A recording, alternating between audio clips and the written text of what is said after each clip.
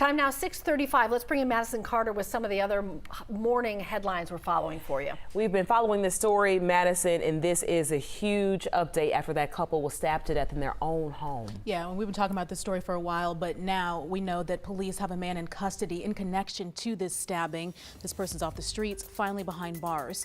What we know this morning is that this is a 22-year-old man that's now facing 2 counts of felony murder after this apartment killing. Police say that he stabbed Daniel Aaron and Kristen McDevitt in their own apartment near the Atlanta Medical Center. We're told the couple did know this suspect, but investigators wouldn't go into details about the relationship. Surveillance video we showed you a few weeks ago shows this man leaving the couple's apartment carrying a large safe, and he's now locked up behind bars and charged with those killings.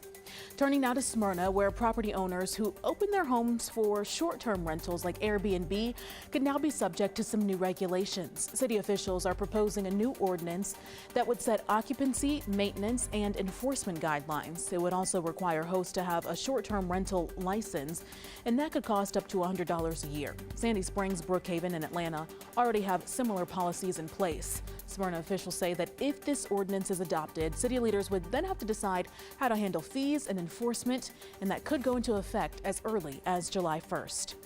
This morning, after more than 2 years in the works, a new animal shelter in Fulton County will finally break ground. The $38 million project is going to feature a new 50,000 square foot facility on Fulton Industrial Boulevard. It's going to replace the current shelter that was built in the 1970s. This new shelter is slated to open in the early 2023, and that groundbreaking will be this morning at 10:30. Now, this project is one of Fulton County's Renew the District initiatives, and this really includes several projects in that corridor.